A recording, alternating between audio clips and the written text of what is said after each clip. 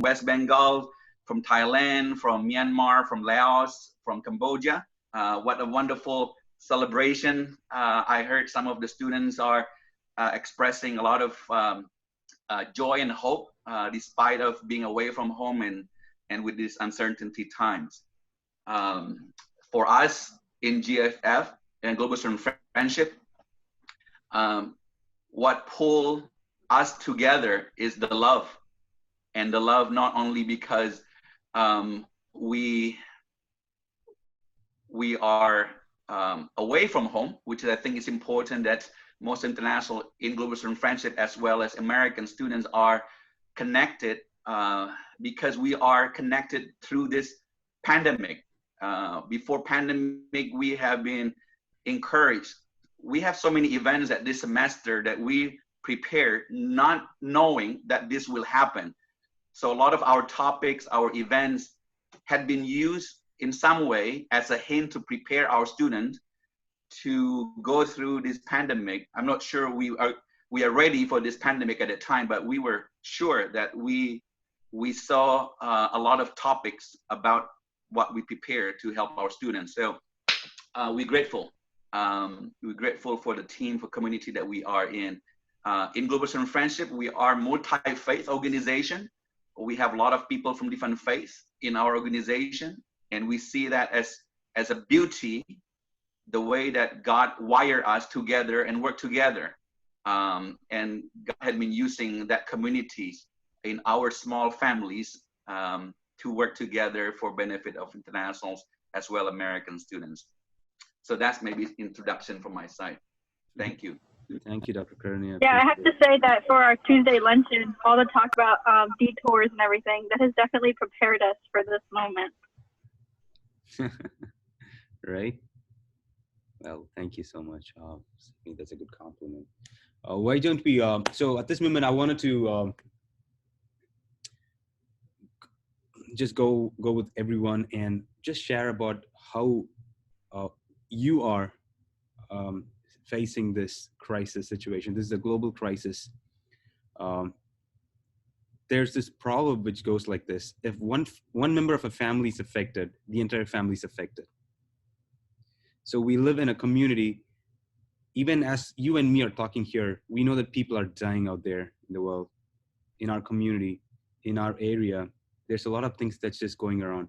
In spite of all this, I know there's a lot of overwhelming. I would share with you how I'm facing this season, how I'm facing this situation. But it's pretty overwhelming with a lot of things just happening, or not able to focus on just our regular things. The first thing that we get up in the morning, when I just see that there's this huge number of masses of people who are dying every day, that itself is just like totally knocking us down.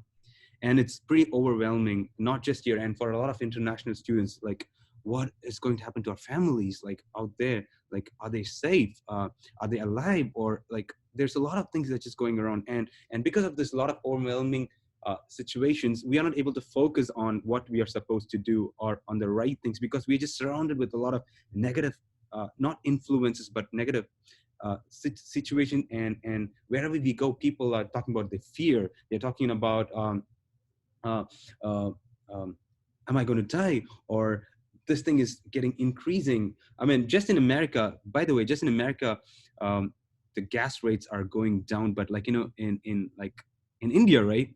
I was talking to my family, they're saying like the gas rate, the petrol rates are like, just drastically increased.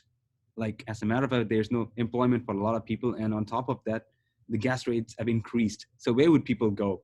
Like, people are hardly finding it to even survive there. So there's a lot of things just going, I'm not just talking about India, but there's a lot of countries, people are totally out of control. There's nothing that's taking place in order. Everything is out of order. I just spoke with a businessman yesterday. He said, we are 15 years back now, Moses. Like, it would again take 15 years for us to regain to where we used to be. So that's the present situation.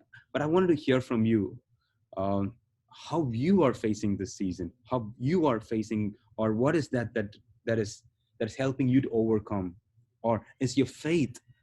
I know that everybody belongs to a faith or a religion or a belief system. How your belief system or how your faith is inspiring you or keeping you close, or keeping you or sustaining you through this season.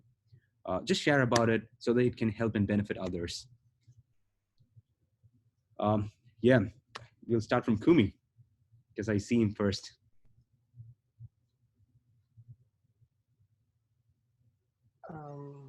Okay, so thank you once again for this opportunity.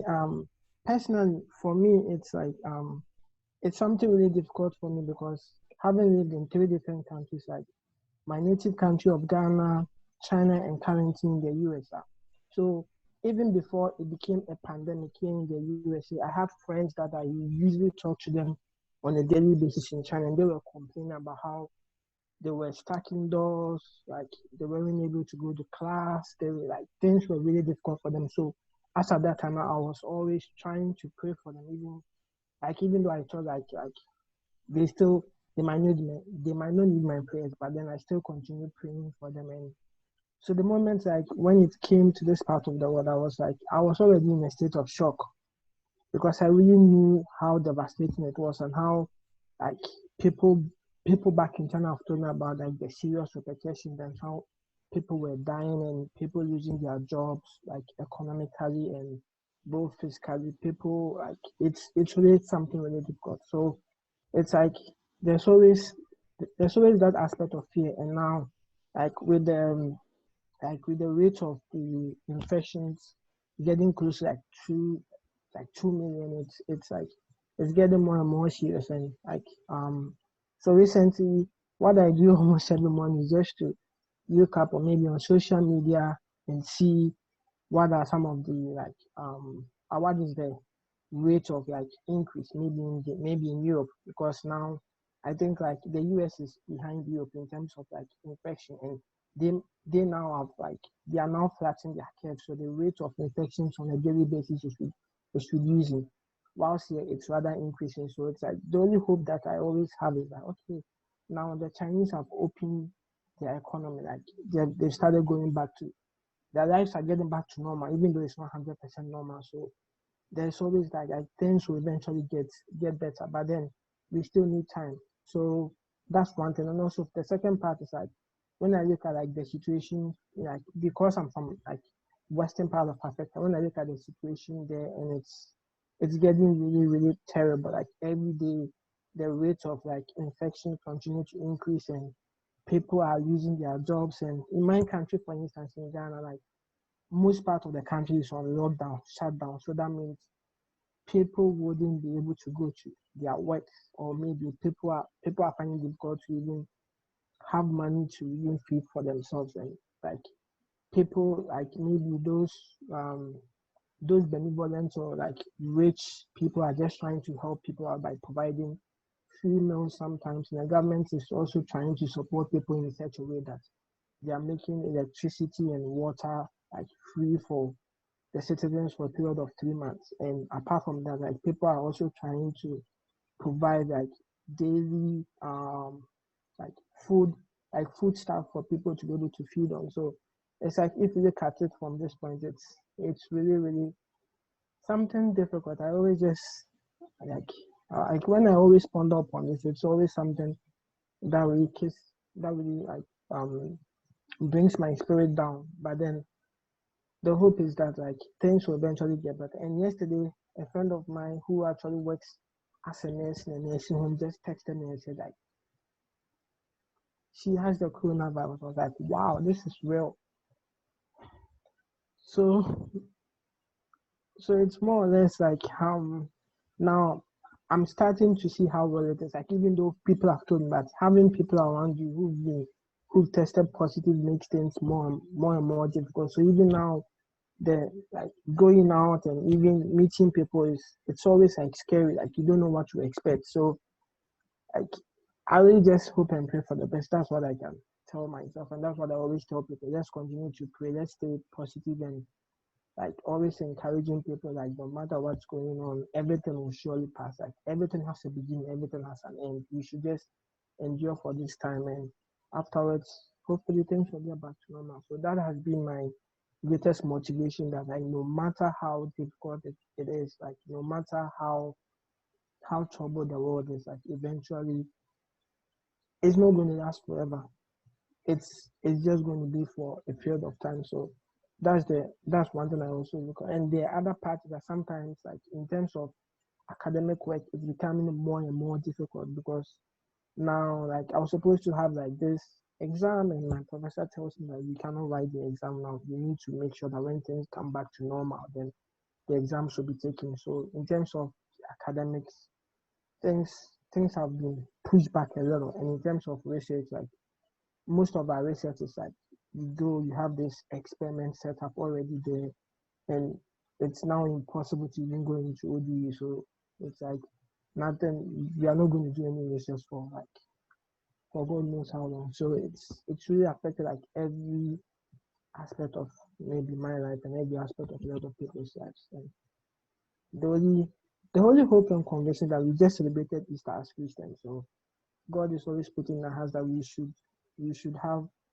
faith, we should trust in him no matter the circumstances. Like sometimes I just believe that like if like in the Bible, like if God did it for someone like Sarah who had gone like almost 99 years without giving birth, like if God was able to prevent the lions from eating Daniel, like if we got to a point where like people who were like sick for a long time, like if they receive their healing, then that means it's possible. So I always believe that like the God of yesterday is still the God who exists today. So that's one of that's the thing I always rely and believe in. So I know eventually things will get well, but for the time being, I just always have to spend time in prayer and hope that like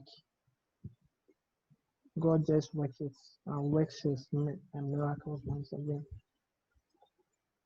So that is it from my end. Thank you. Thank you, Kumi. Um, it's personal. Thank you for sharing from your heart um, what you're facing. Thank you, Mohammed. Um, how you face in this season? How's your faith helping you uh, build you? Um, um, by the way, are you an international student, Mohammed? Yeah, I'm Egyptian. Okay, cool. I know how your family is facing this, but how are you holding things together? How your faith is helping you sustain through the season? Well, to me, I'm taking it from an Islamic and historical perspective mainly, and this came to my head when this problem happened. It happened that I was reading the history of Palestine, and um, there is a plague that happened in Palestine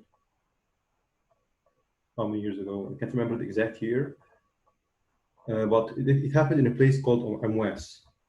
Amwas, this is a village in Palestine, and now this village is not currently inhabited because after the Zionist occupation, people were forced to leave their homes there. So anyway, at this region, the plague hit this region, and it happened that the Arab Caliphate, called Omar, was moving to Palestine to check the people there. And on his way, he found the news came that there is a plague that hit Amwas, or this city. And people were divided into two groups. People who were telling, since you started the journey, you have to complete it and go there. And people said, it's very dangerous to go there, you have to go back. And at this kind of debate, there were two perspectives. The first perspective was a guy called Saad, not Saad. There is one of the like the ruler of this city. His view is we have to go there, we can't go back, and we need to face like this is our fate. If God decided that we start our journey and to be at this place at that time, then we have to continue our journey. And what happened is that all the people went back except for that guy. And that guy I really admire much.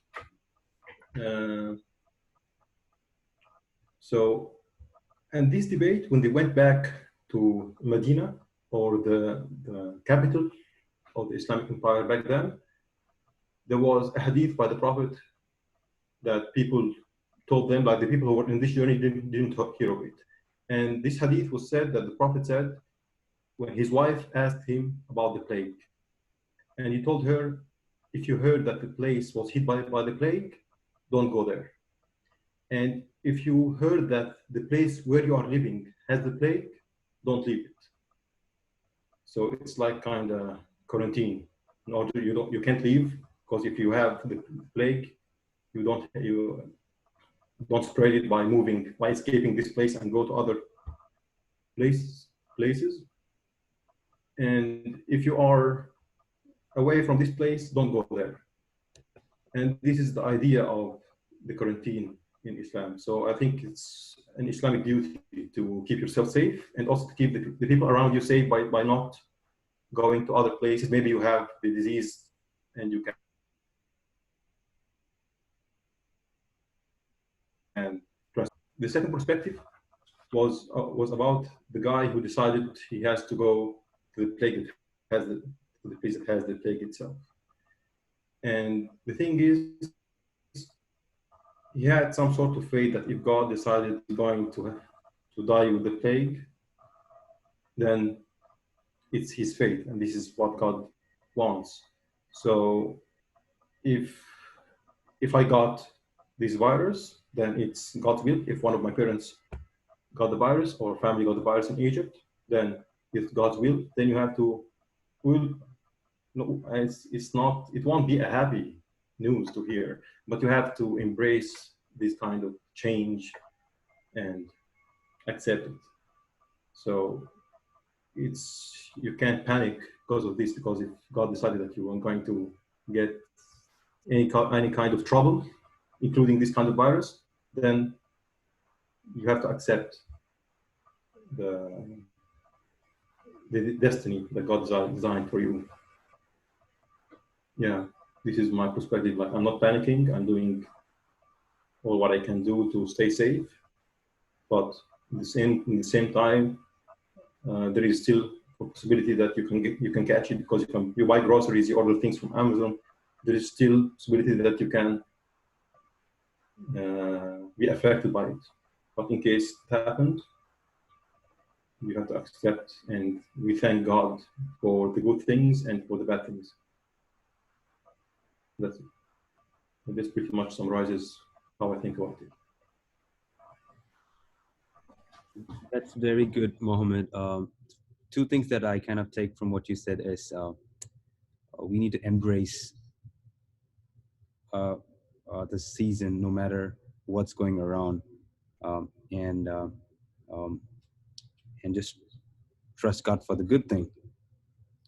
Or whatever goes wrong, we still trust God. Good thing or bad thing, we still trust God and keeps our hopes up.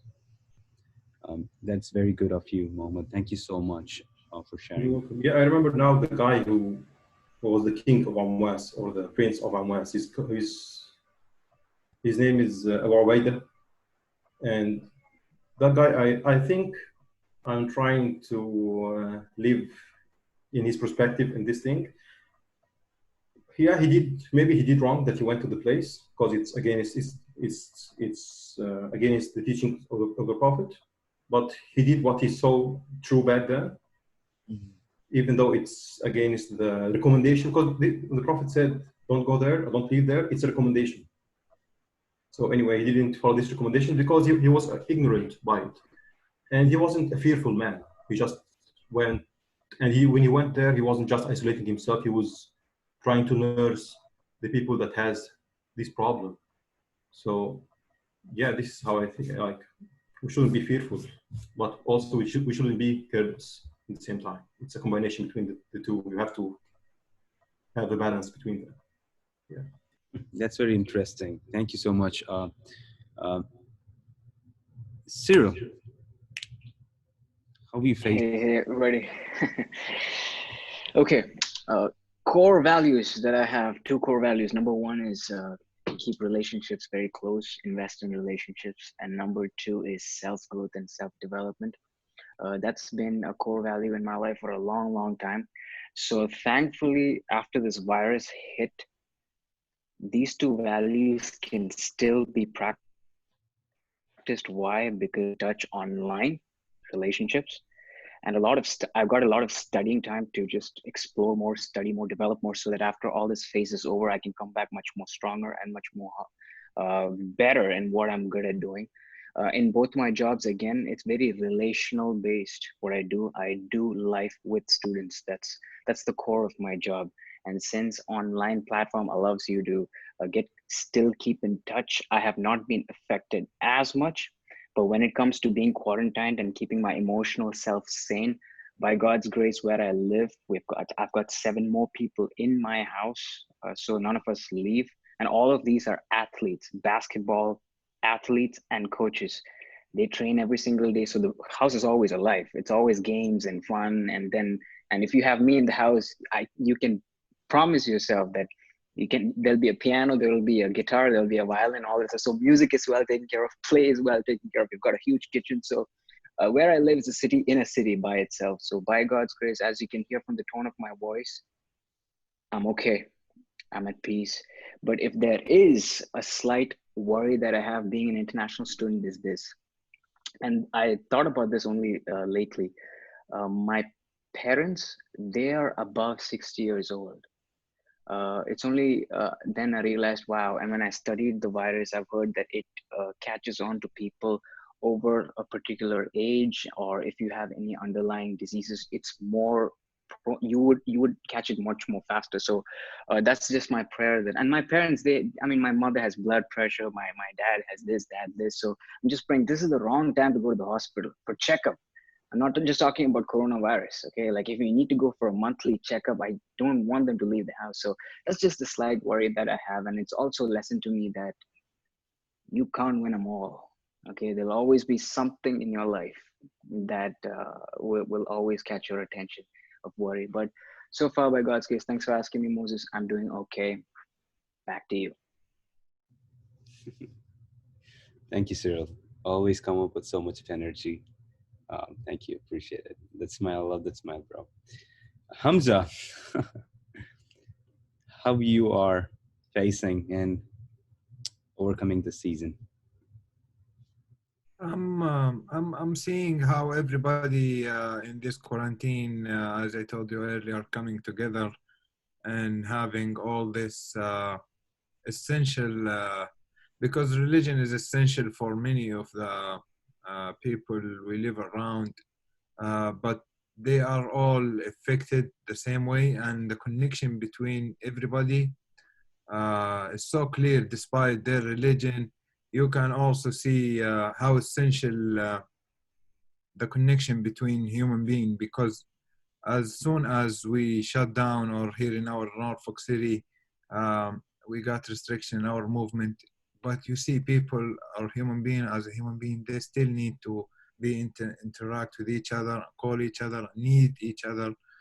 I saw Cornea helping at the spring break, and also Cyril helping a student at Hampton Road. I think it's a car battery problem or something. And that was in the right spring break, when we just got an email says we might going to shut down, but you see people and human interaction still going on everywhere, actually never stop. In some aspects, actually, it's strengthening more, because in these times, you connect with the people who you truly count on, because it's a distinguished time. Let me say this way. Yeah, as I see it in my perspective. Yep. Yeah. Yeah. Thank you, Hamza. Yeah, Konya do many good things. Thanks, Konya, for the table. Like the table that I'm using now to study is Konya's table. So. Wow. Thank you. Wow. So much. Thank you so much, Dr. Kurnia, for the impact that you're doing. the community. I know everybody is doing a much impact. I just wanted to read one of the student. She wasn't able to connect with us, but this is what the email that she had sent me. She just told me to read it out to you all. The virus is affecting me indirectly. Thankfully, I don't have any family members that are sick or any close friends. But one of my classmates' parents did pass from it because his immune system was weakened by the cold. She told one of her classmates' parents just died because of the virus. And she continues to say that she's working and she's interacting with about 300 people a week. And I try my best to keep myself safe with a face mask and gloves, no touching a face. And I'm also happy to see others doing the same. My hours of working has increased so that it gives me less time for homework. So I've used all my spare time to do all my homeworks. I'm getting tired and exhausted, but if I keep trucking through everything, I hope everything will get back to normal soon. I love you all. This meeting is recorded, by the way. And I'm going to share this, what you people are sharing with others, so that others can also benefit, and people like this also can benefit what you guys say. So I want to open the floor to Pastor Kevin first, and then Korniana, and then Mr. Benjamin can go ahead and share what you have for people, for students, how they can face and how they can overcome this season. Yeah, that's great. I think in this season, as a Christian, the gospel, which is the life and death and resurrection of Jesus, which we celebrated like last week, that's what last week was in Holy Week. It was full of all kinds of emotions. There was excitement at one point, and then there's like when Jesus is crucified, there's this sense of like despair and hopelessness, lament of like this deep sorrow and anguish of like, where are we? Why are we here? But then there's a hope that comes when Jesus rises from the grave. And so I think that it's important like to acknowledge all the different feelings and emotions that we have. And I think it's important to understand that we have, like, especially lament, this idea of like sitting in the hard moments and not pretending that they don't exist, and not just kind of moving past it. But it's okay. I think that just to give permission to people to say like, it's okay to not be okay. It's okay to be afraid. It's okay to worry about your family and your friends and those things, and to give yourself permission to not feel guilty about that. I think is part of how we're able to deal with this, but not to do it to the place where it leads you to despair, but to do it to a place of hope. And as a Christian, again, my hope is in that Christ is alive, and that there's hope for today, and there's hope for tomorrow, because he's alive. And so to be okay, to recognize where you are, but also to not let that define you, but allow it. I like to say, don't let it define you, let it to refine you, let it shape you, let it change you, let it lead you to greater dependence on God and faith. And there's a psalm in Psalm 90:12, and it's the idea is it's from Moses, and it says, "Teach us to number our days, that we might gain a heart of wisdom." And what I have found is one of the things that this virus has done is it's caused all of us to face mortality. It's our own, our own time on this earth. We're all confronted with this reality that we're ultimately not in control. As much as technology, as much as we have made huge advancements, we live in this time, in this season, that we realize that there's a lot that's out of our control, and there's people who are working really hard on vaccines and and people who are doing incredible work on the front lines. We're so grateful for that. But we also realize there's a piece of all of this that is happening to us. And so part of what we can't control is if it happens to us, but what we can control is our response. And what that Psalm says is to teach us to number our days, to realize that life is fragile and I'm not guaranteed tomorrow. And so how am I living my life today? How am I making the most of the time that I have? And at the end of that verse, it says that I might gain a heart of wisdom, that I might live my life well, and I might live my life best. I might live my life with the most important priorities in life. And I think this quarantine and this season gives us a chance to re-examine some things. It gives us a chance to internally have some introspect of what am I living for? What matters? What do I believe? What do I believe about other people? What do I believe about who God is? And it gives us a chance to ask some questions that I think are really good. And I also know that there's an emptiness in this time because, relationships, calendars, there's a sadness about this time. And I think there's a question to ask, how are you going to fill that emptiness in your life? How are you going to fill that void? And I think faith is a great place to go to fill the emptiness. I think our faith is a great opportunity to not just, again, go to completely and stay in despair, but I think your faith has the ability to move you from despair into hope. And so I just encourage everybody, and whatever that looks like for them, to figure out how do you replenish your soul in these times where it can feel really, really empty. Thank you, Pastor Kevin. 4 quick things from Pastor is recognize, realize, re-examine, replenish, right? Thank you, Pastor. Just taking notes. Thanks for being awesome. Yeah, Dr. Kernia.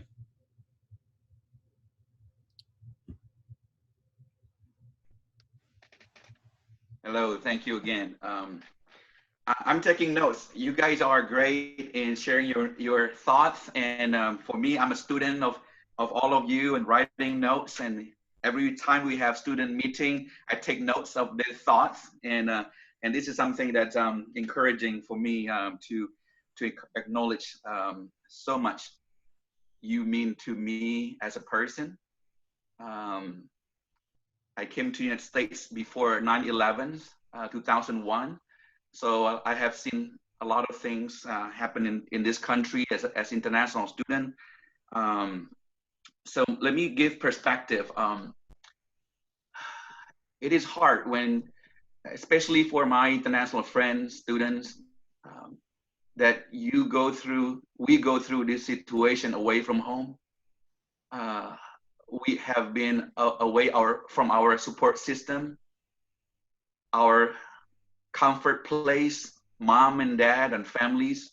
I think my heart goes to you.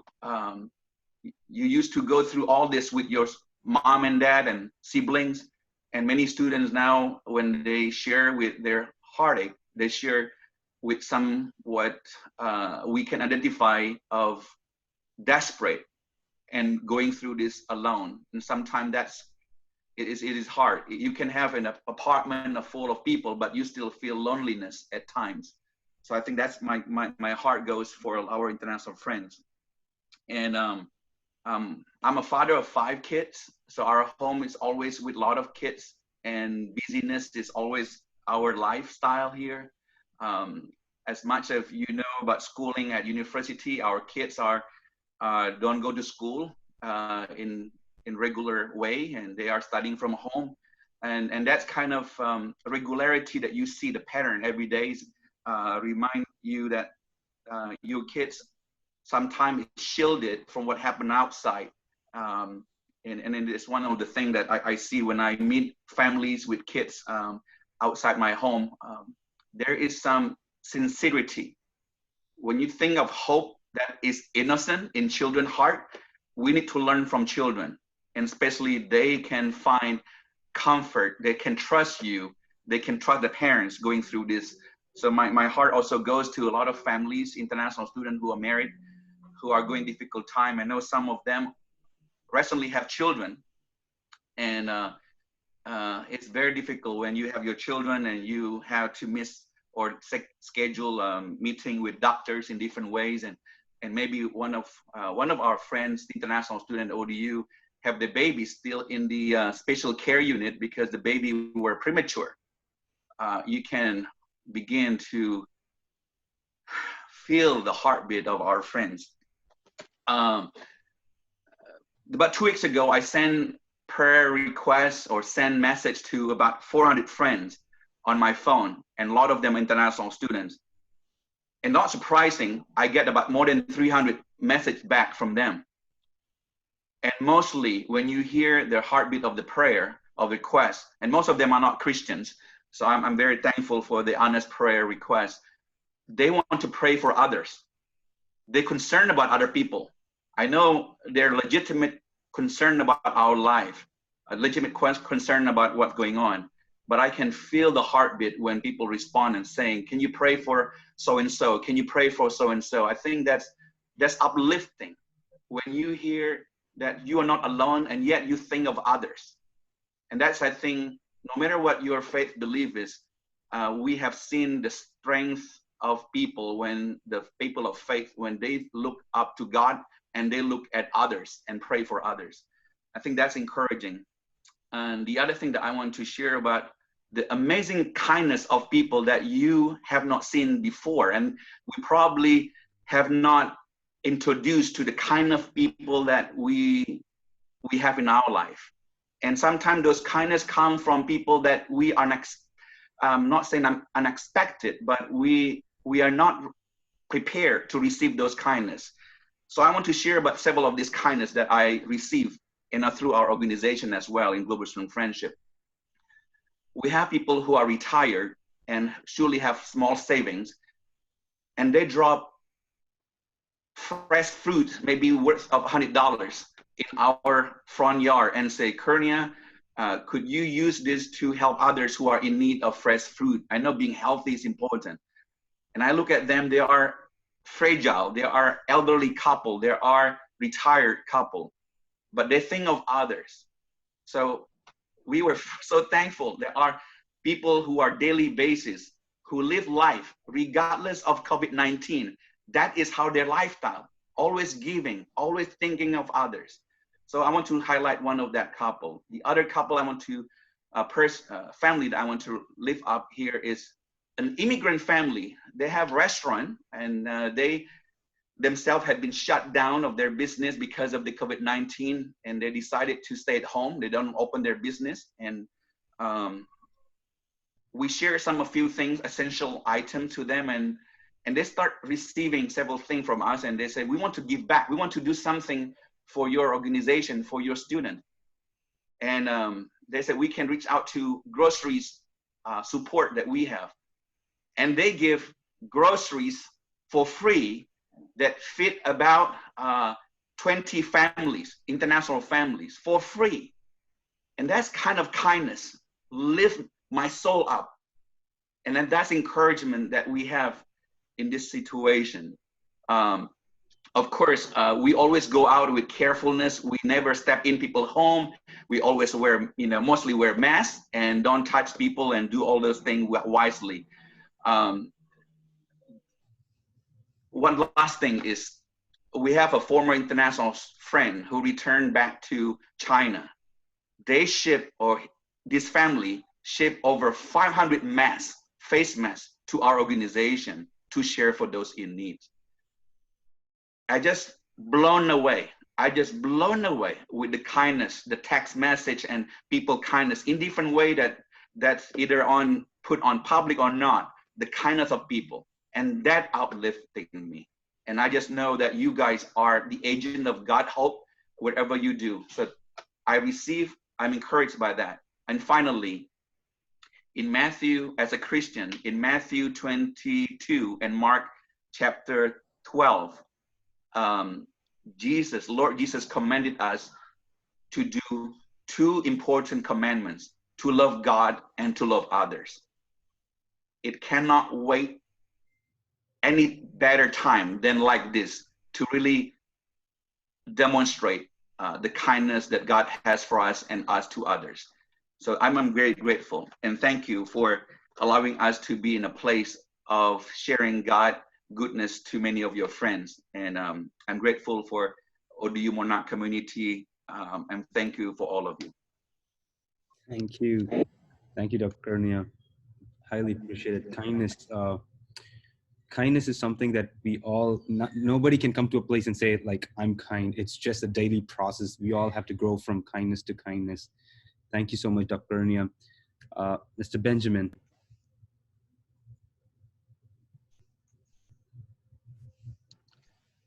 So hello everyone.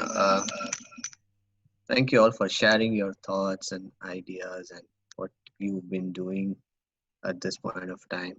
So thank you, Moses, for giving me this opportunity to share to all the folks that are on the call. So just to be cognizant of the timing, I just want to quickly share and close. So as a techie guy, I just always think that the system of 2020 needs to be restarted because it has a virus installed.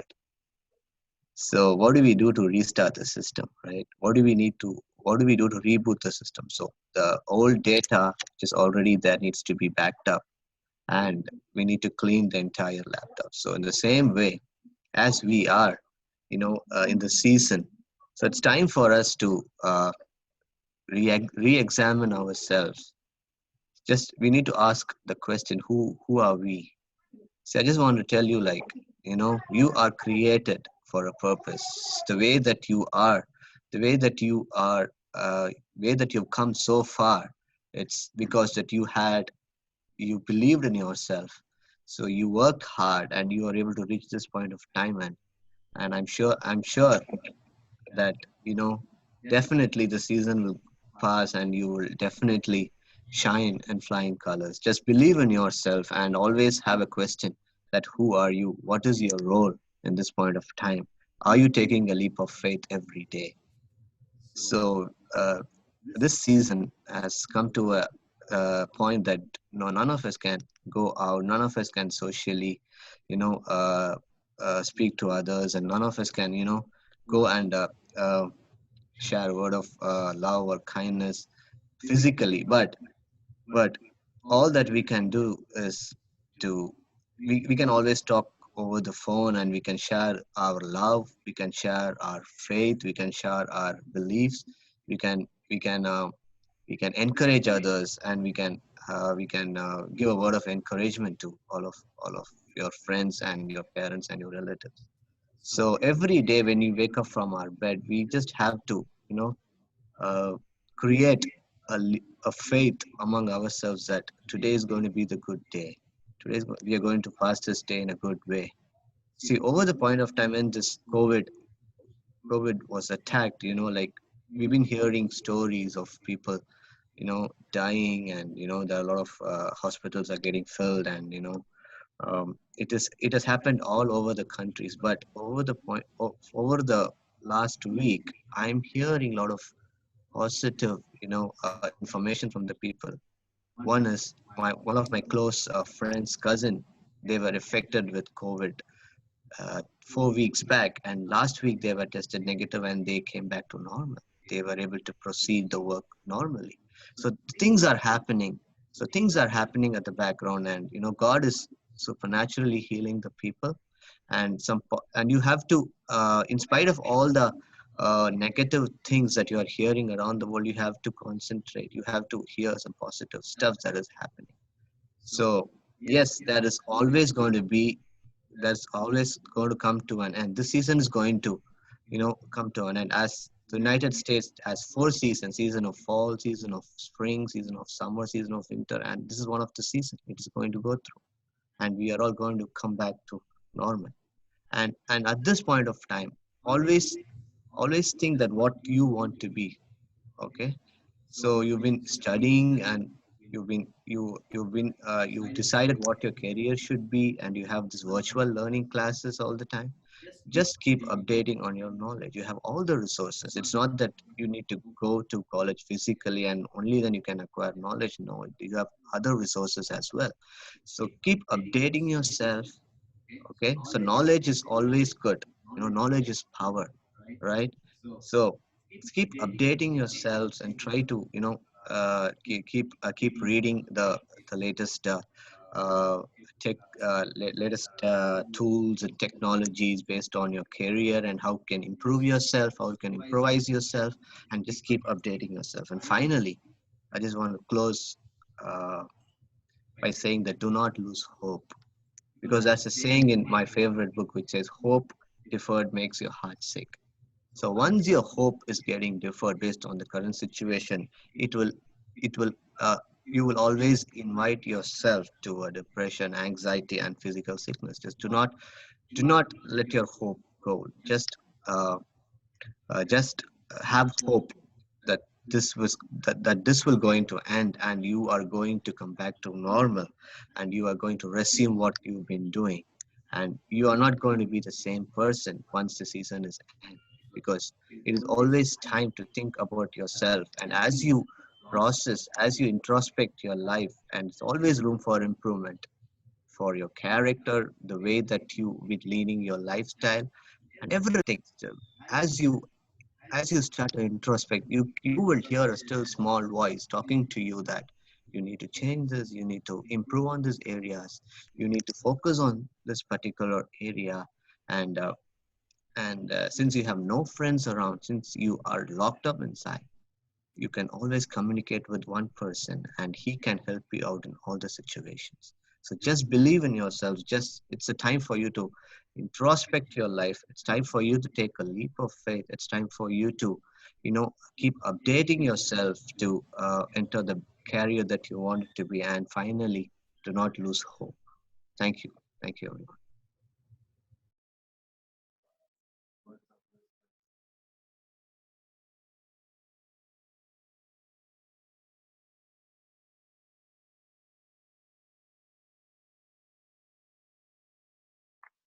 Hey Moses, you're mute. Okay, muted. Okay, just a quick picture before I say my final word. Can you all look at to the camera? Let me take a picture, because that's what we do usually when we are in person. Now that you guys are not in person.